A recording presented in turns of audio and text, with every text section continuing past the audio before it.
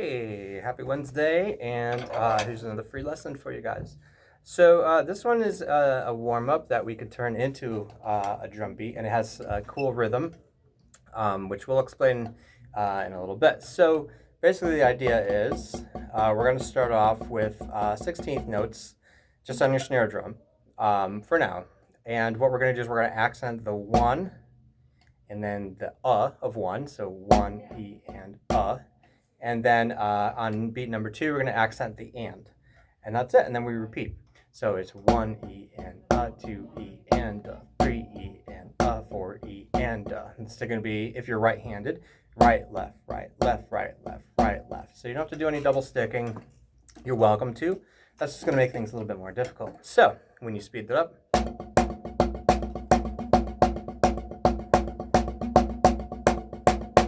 So that's the basis of that. What we can do with that is then we can add a little bit of swing to it. When you're swinging 16th notes, you're going to swing the E to the and then the to the number. So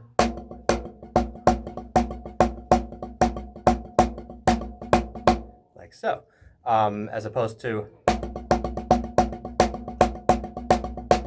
swung.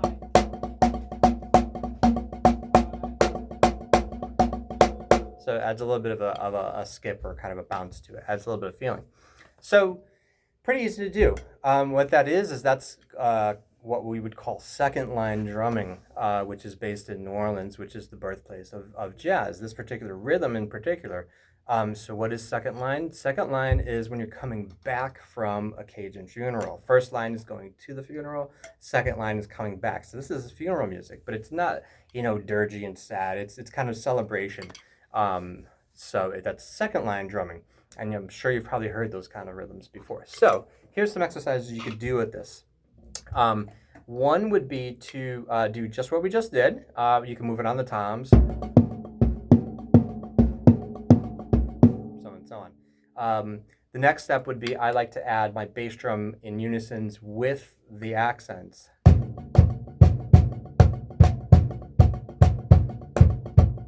Like so.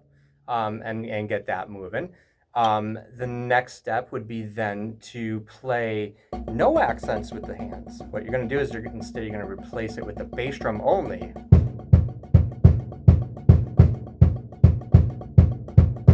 And making sure that I'm not accenting. I don't want to accidentally do that. And then the next step, I forgot what number, maybe 4, something like that, is going to be adding those accents back with the hands, one, the and the and. But you're going to add quarter notes on the bass drum. So just 1, 2, 3, 4.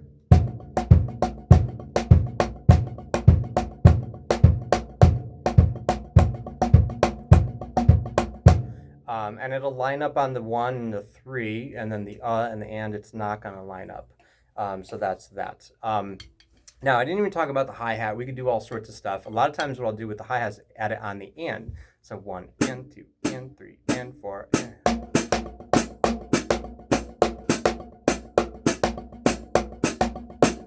So and so on.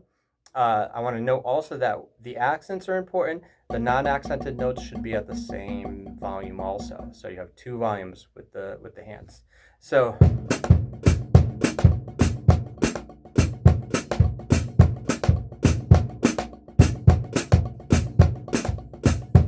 and so on.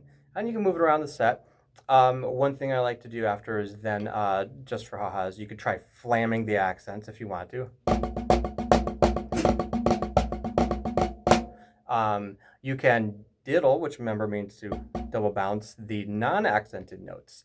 So 1 E and 2 E and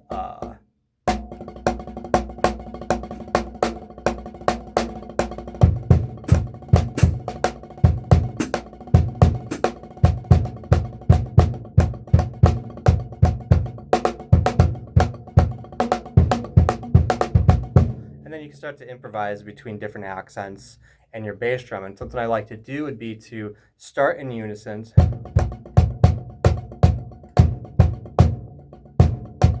Something like that.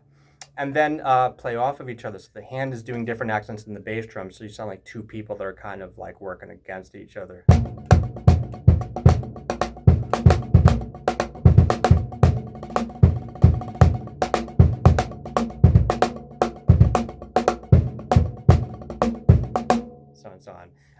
This is a great tool for soloing. If you don't know what to play for a solo, you can always start off with just 16th notes and then add your accents to it.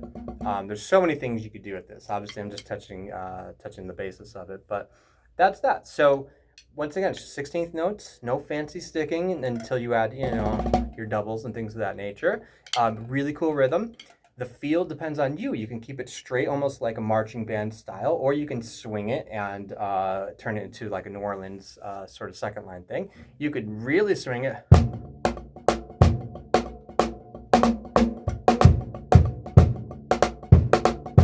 And do that kind of thing. Play it slower, play it fast, have fun with it. The main thing to watch out for is make sure that those accents are accented, the non-accents are not accented, and make sure that it feels and sounds good. So there you go. You got a little bit of happy funeral music to help out your coordination and give you some fun rhythms. There. Have a Merry Christmas, Happy New Year, and whatever else you want to celebrate, it's cool with me.